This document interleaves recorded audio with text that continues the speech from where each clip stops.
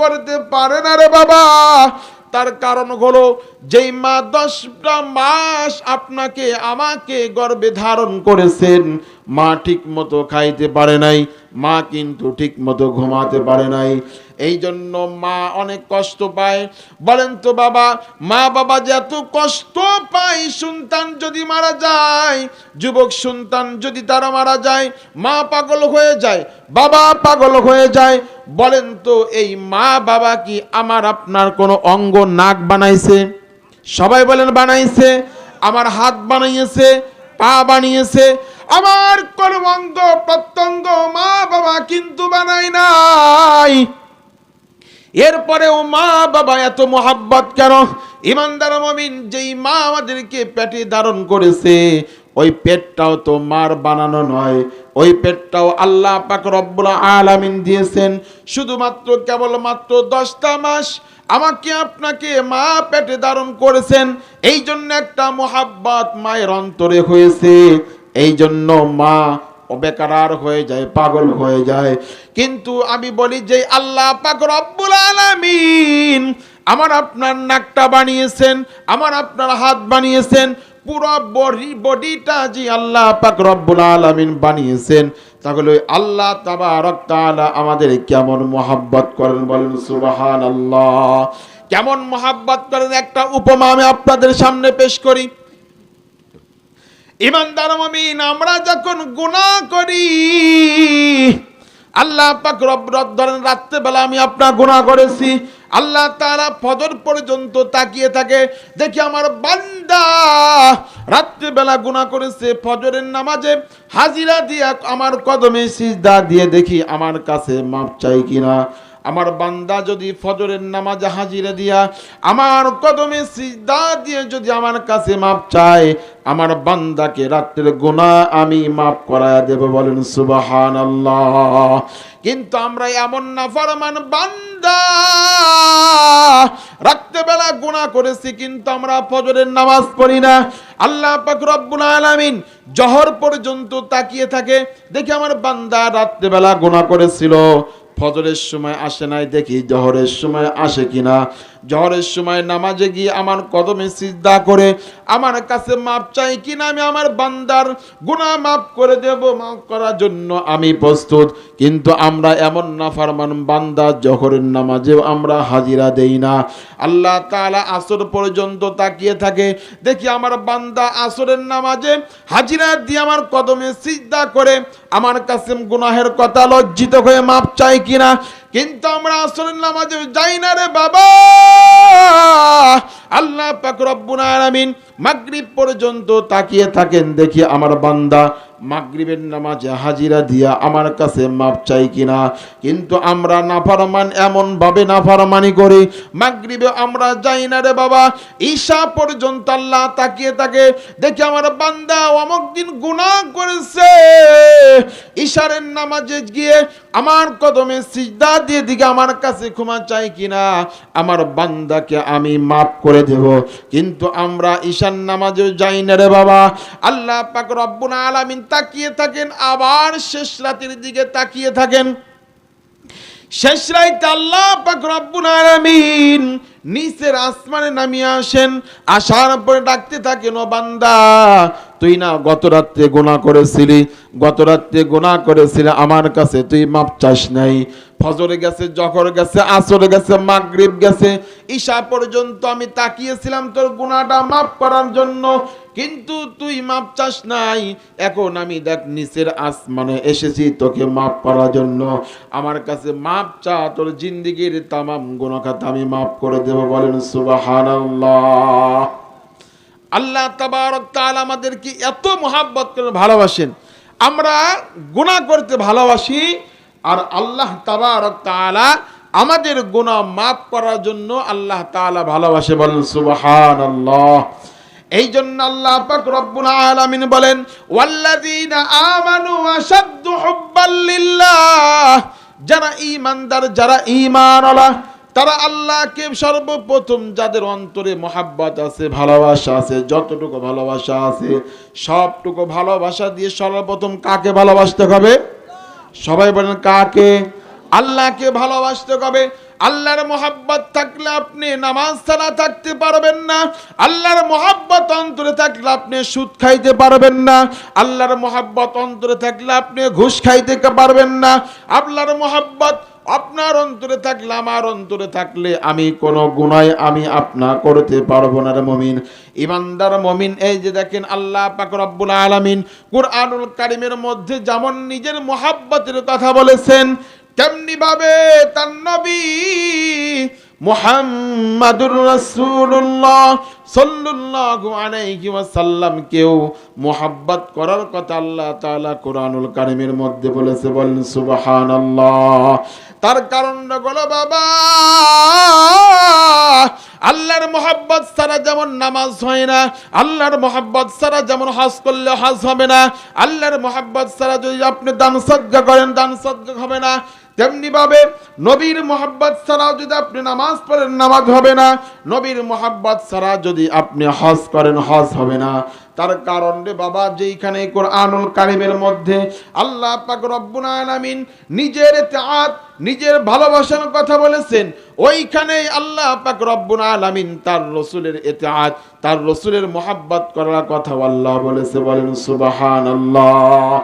আল্লাহ তাবারক তাআলা কাতের মধ্যে বলেন, আন-নাবিয়্যু আওলা বিল মুমিনিনা মিন আনফুসিহিম। যারা ঈমানদার, যারা ঈমানওয়ালা, যাদের অন্তরে ঈমান আছে, মুসলমান যারা, আল্লাহর রাসূল আল্লাহ তাবারক তাআলা বলেন তারা আমার নবীকেও তাদের জীবনের চাইতেও বেশি মোহাব্বত করে ভালোবাসেন। বলেন সুবহানাল্লাহ। আল্লাহ তাআলা পূর্বের আয়াতে বলতেছেন যারা ঈমানদার, ঈমানওয়ালা, তারা সর্বপ্রথম আমাকে ভালোবাসবে, তারপরে আমার রাসূলকে ভালোবাসবে। বলেন সুবহানাল্লাহ। যারা ঈমানদার, যারা ঈমানওয়ালা, আল্লাহ তাআলা বলতেছেন তাদের জীবনের চাইতেও আমার রাসূলকে ভালোবাসতে হবে। বলেন তো, আমার আপনার জন্য আমার আপনার নবী মুহাম্মাদুর রাসূলুল্লাহ সাল্লাল্লাহু আলাইহি সাল্লামকে ভালোবাসতে হবে কি হবে না? আরো জোরে বলেন, হবে কি হবে না? ঈমানদার মুমিন, তার কারণ হলো রাসূলের মুহাব্বত ঈমান। রাসূলের মুহাব্বত যদি আপনার অন্তরে, আমার অন্তরে যদি পরিপূর্ণ না থাকে, তাহলে আমি আপনার কামেল মুমিন নয়। আল্লাহর রাসূল সাল্লাল্লাহু আলাইহি সাল্লাম বলেন, লা ইউমিনু আহাদুকুম হাত্তা আকুনা হাব্বা ইলাই মিন ওয়ালিদিহি ওয়া ওয়ালাদিহি ওয়ান নাসি আজমাইন। আল্লাহর রাসূল সাল্লাল্লাহু আলাইহি সাল্লাম বলেন, ও আমার উম্মতেরা, ততক্ষণ পর্যন্ত তোমরা কামেল মুমিন হতে পারবা না যতক্ষণ পর্যন্ত তোমার অন্তরে তোমার সন্তানের চাইতে, তোমার স্ত্রীর চাইতে, তোমার মা বাবার চাইতে, এমনকি পৃথিবীর সব জিনিসের চাইতে যতক্ষণ পর্যন্ত তোমার অন্তরে আমি রাসূলের মোহাব্বত না আসবে, ততক্ষণ পর্যন্ত তুমি কামেল মুমিন নয়। আমার আপনার অন্তরে যতক্ষণ পর্যন্ত আমার সন্তানের চাইতে, আমার স্ত্রীর চাইতে, আমার ধন সম্পদের চাইতে রাসূলের মোহাব্বত বেশি না হবে, ততক্ষণ পর্যন্ত আমি আপনার পরিপূর্ণ মুসলমান নয়। এই জন্য দেখেন হযরতে সাহাবা کرامগণ রাসূল কারীম সাল্লাল্লাহু আলাইহি সাল্লামকে কেমন মোহাব্বত করতো, ভালোবাসতো। হযরত আবু বকর সিদ্দিক রাদিয়াল্লাহু তাআলা আনহু, আল্লাহর হাবিব সাল্লাল্লাহু আলাইহি ওয়াসাল্লাম 6 মাস আগে আল্লাহর হযরত আবু বকরকে বলেছিলেন, ও আবু বকর, হিজরত করতে হবে, মদিনায় যেতে হবে, এই মক্কায় ইসলাম প্রচার করা যাবে না। আল্লাহর যখন হুকুম আসবে তখন কিন্তু মক্কা ছেড়ে মদিনায় হিজরতে যাইতে হবে। একদিন কাফের মুশরিকরা রাসূল কারীম সাল্লাল্লাহু আলাইহি ওয়াসাল্লামকে হত্যা করার ষড়যন্ত্র করলো। ঈমানদার মুমিন, অনেক বড় ইতিহাস সংক্ষেপে আমি আপনাদের সামনে বলতেছি। হঠাৎ করে একদিন হযরতে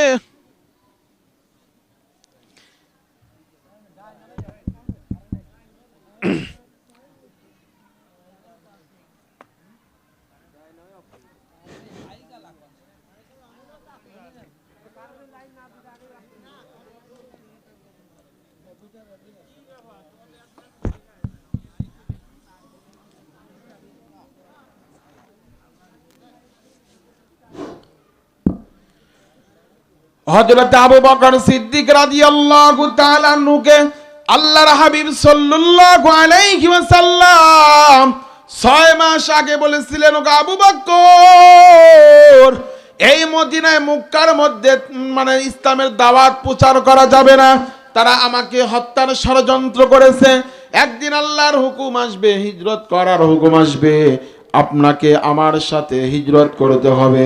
হযরত রাসূল কারীম সাল্লাল্লাহু আলাইহি সাল্লাম 6 মাস পরে আবু বকর সিদ্দিক রাদিয়াল্লাহু তাআলা আনহুর বাড়িতে গেলেন।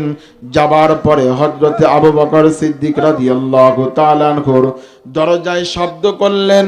হযরত আবু বকর সিদ্দিক রাদিয়াল্লাহু তাআলা আনহু সঙ্গে সঙ্গে দরজাটা খুলে দিলেন। রে বাবা, আল্লাহর হাবিব সাল্লাল্লাহু আলাইহি সাল্লাম বললেন, আবু বকর, তোমার দরজায় এসে আমি একটা মাত্র ডাক দিয়েছি, তুমি সঙ্গে সঙ্গে দরজাটা খুলে দিয়েছো। ওগো আবু বকর, তুমি কি রাত্রে বেলা তুমি ঘুমাও না? হযরতে আবু বকর সিদ্দিক রাদিয়াল্লাহু তাআলা আনহু বলেন, ওগো আল্লাহর হাবিব, আপনার কি মনে আছে আজ থেকে 6 মাস পূর্বে আপনি আমাকে বলেছিলেন, আবু বকর, তোমাকে হিজরতের সাথী আমার সাথে হতে হবে। ওগো আল্লাহর হাবিব, সারাদিন আপনার কাছেই থাকি, কিন্তু রাত্রেবেলা যখন আমি রাত্রেবেলা আমার ঘরে ঘুমাইতে যাই, আমার মনের মধ্যে এরকম উদয় হয়, কখন যেন আল্লাহর হাবিব আপনি আমাকে ডাকাডাকি করেন হিজরতে যাওয়ার জন্য। এই জন্য আজ থেকে 6 মাস পর্যন্ত আমি আমার বিছানার সাথে পিঠ লাগাই না। বলেন সুবহানাল্লাহ। হযরত আবু বকর সিদ্দিক রাদিয়াল্লাহু তাআলা আনহু, একটু পাওয়ার দেন, আবু বকর সিদ্দিক রাদিয়াল্লাহু তাআলা আনহু এই হযরত আবু বকর সিদ্দিক রাদিয়াল্লাহু তাআলা আনহু যখন এই কথা বললেন, আল্লাহর হাবিব বললেন, ওগো আবু বকর, জলদি চলো, জলদি চলো, মদিনার দিকে যাইতে হবে, জলদি চলো। ইমানদার মুমিন রাস্তা দিয়ে হযরত আবু বকর এবং আল্লাহর রাসূল যাচ্ছেন। ইমানদার মুমিন কিন্তু হযরত আবু বকর সিদ্দিক রাদিয়াল্লাহু তাআলা আনহু একবার রাসূলের ডান দিকে হাঁটে, কিছুদূর যাবার পরে আবার বাম দিকে যায়, বাম দিকে হাঁটার পরে আবার রাসূলের সামনে দিকে যায়, কিছুদূর সামনে যাবার পরে আবার রাসূলের পিছন দিয়ে হযরত আবু বকর হাঁটেন। আল্লাহর রাসূল জিজ্ঞাসা করলেন, আবু বকর, একবার তুমি বামে যাও, একবার ডানে যাও, একবার সামনে যাও, একবার পিছনে যাও, এরকম করার কারণ কি? হযরত আবু বকর বলেন, আল্লাহর হাবিব, আমি যখন আপনার ডান দিক দিয়ে হাঁটি, আমার মনে হয় কাফের মুশরিকরা আপনাকে বাম দিক থেকে তীর মারতেছে, এই জন্য আবার বামে যাই। আবার যখন আমি বাম দিক দিয়ে কিছু দূর আপনার সামনে হাঁটি, আবার সামনে যাই, কারণ হলো আমার মনের মধ্যে এরকম প্রশ্ন জাগে, হয়তো কাফের মুশরিকরা আপনাকে সামনের দিক থেকে তীর মারতে পারে, এই জন্য আমি আবার সামনে যাই। আবার যখন সামনে দিয়ে হাঁটি, আমার মনের মধ্যে এরকম উদয় হয়, আল্লাহর হাবিব, পিছন দিক থেকে আপনাকে কাফের মুশরিকরা তীর মারতে পারে, এই জন্য আমি আবার পিছনে চলে যাই। তার কারণ আল্লাহর হাবিব, আপনার যদি কিয়ামতের ময়দানে আল্লাহ পাক রব্বুল আলামিন আমাকে যদি বলে, ওগো আবু বকর, তোমার সাথেই তো আমার হাবিব ছিলেন, তোমাকে তো আগেই বলেছিল হিজরতে যাইতে হবে, হিজরতে যাবার সময় তুমি আমার হাবিবের সাথেই ছিলা, কিন্তু কাফের মুশরিকরা আমার হাবিবকে লক্ষ্য করে তীর মেরেছিল, কিন্তু তুমি আমার হাবিবকে কেন তুমি কিন্তু দিতে পারো নাই, কন্ট্রোল দিতে পারো নাই, আমার হাবিবকে কেন তুমি হিফাজত করতে পারো নাই? জবাব দাও। ওগো আল্লাহর হাবিব, আমাকে যদি কিয়ামতের ময়দানে আল্লাহ তাআলা প্রশ্ন করে বসেন, আমি আবু বকর উত্তর দিতে পারবো না, এই জন্য আমি একবার আপনার ডানে যাই, বামে যাই, সামনে যাই, পিছে যাই। যদি কাফের মুশরিকরা তীর মারে, তীর আমার শরীরে লাগবে, কিন্তু আপনার শরীরে যেন না লাগে। বলেন সুবহানাল্লাহ। ইমানদার মুমিন এরকম হাঁটতে হাঁটতে গান হিরায় চলে গেলেন, হীরা পর্বতে চলে গেলেন। যখন পাহাড়ের নিকটে গেলেন, অনেক উঁচু পাহাড়, আল্লাহর হাবিব সাল্লাল্লাহু আলাইহি সাল্লাম বললেন, আবু বকর, এই পাহাড়ের চূড়ায় একটা গুহা আছে, ওই গুহার মধ্যে আমাকে আপনাকে অবস্থান করতে হবে। হযরত আবু বকর সিদ্দিক রাদিয়াল্লাহু তাআলা আনহু বলেন, ও আল্লাহর হাবিব, আপনি তো এত উঁচু পাহাড় আপনি উঠতে পারবেন না। ও আল্লাহর হাবিব, আপনার হাঁটতে কষ্ট হবে, এই জন্য আমি আপনাকে কষ্ট করতে দেব না। কোন কোন কিতাবের মধ্যে এসেছেন হযরত আবু বকর সিদ্দিক রাদিয়াল্লাহু তাআলা আনহু সঙ্গে সঙ্গে মাটিতে বসে গেলেন। আল্লাহর হাবিব সাল্লাল্লাহু আলাইহি সাল্লামকে বললেন, ও আল্লাহর হাবিব, আপনি আমার কাঁধের উপরে ওঠে।